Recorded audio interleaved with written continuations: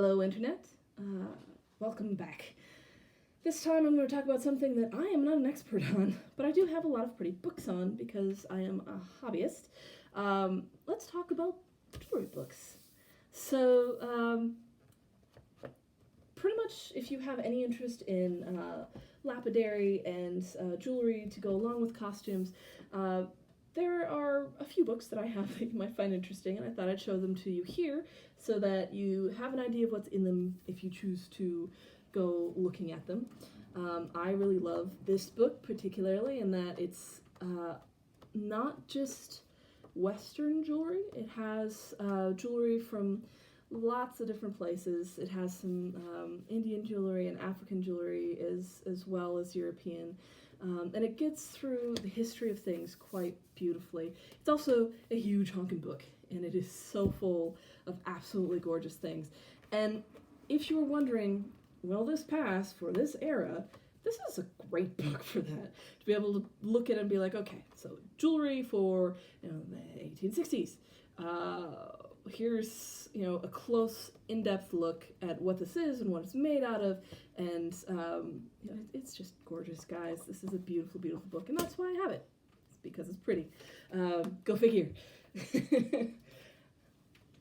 All right, so this one I got on sale. I think in a book sale when I was in London. And it's really fun. It's finger rings, right? So it's very specific of what it is, and it's almost all European and a lot of Middle Ages and Greek ones, and it's really pretty, and it's tiny, and it's cute, and it was very cheap. So I'm pretty sure I didn't even pay the £250, and it was lovely. I like it. It's pretty. So as far as accessories go, I don't wear a lot of rings, but I do find that they make really good gifts, and especially if it's, if you're in the SCA and you're looking at something that's a simple, well, not necessarily simple, but an elaborate gift that you can give to somebody that they can also hand on and hold on to or carry around easily. It's nice for that. They're small.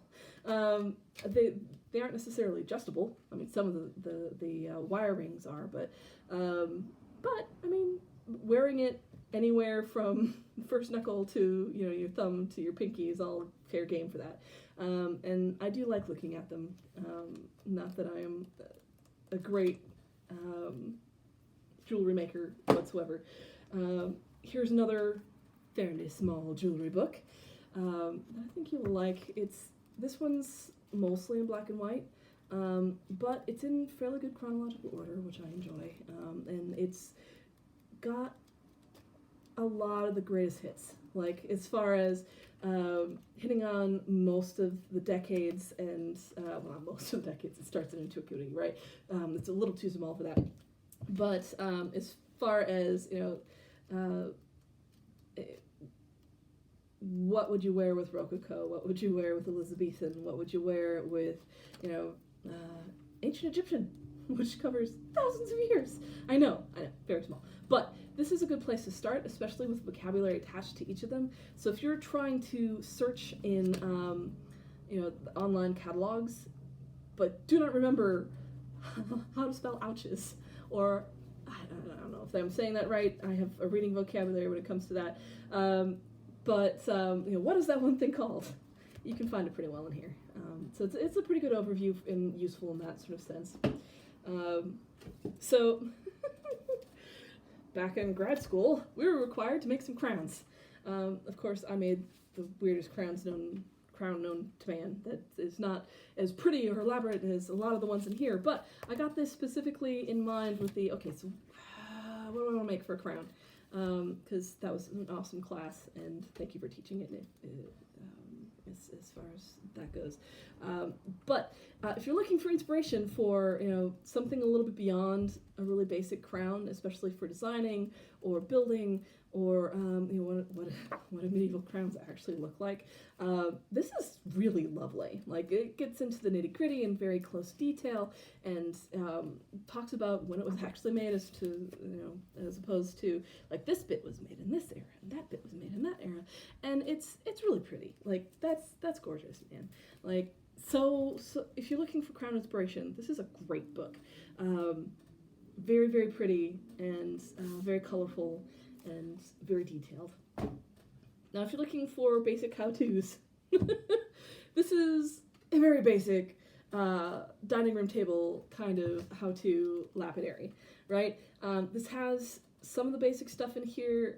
Once again, if you're looking for in-depth stuff, I'd still probably go with Complete Metalsmith. But this one has color pictures, and it has actual, like, beveling and things where you would actually add in jewelry, and it's not just, wrap this wire into that wire, although it does have stuff in that for that too. But I do find that a lot of how-to jewelry is just that, which I don't really understand. There's a lot more possibilities out there. Not that there's anything wrong with wire weaving. I do think wire weaving is really beautiful as well. And especially some of the Viking wire weaving, that is so freaking cool. But I do like that this covers a broader spectrum of things. The cat's getting into things. If you're hearing things going bump in the night, that is what is happening. The cats are jumping on things. Go figure. All right, so another bit of, this one's a little bit more specific. So enameling. This one's a basic how-to for enameling. It is missing a few things as far as I know, as far as starting from scratch, because I certainly couldn't follow it and ended up with a decent product. But then again, like, it's really pretty. It's also trying to cover a lot of stuff in a fairly small and printed book. But my incompetence isn't necessarily the downfall of this book. If you have more of an inkling of what you're doing or have a better kiln, perhaps you'll have better luck with it. Yeah, Agatha has the zoomies, so please forgive if you hear her bouncing off the walls, because she is literally bouncing off the walls. I'm not sure if you've seen her yet, but she is my beautiful black void. And my little house panther. She's very cute. Yeah, she's zooming. Well, thank you, and hopefully that was helpful. Yeah, tune in next time for more books.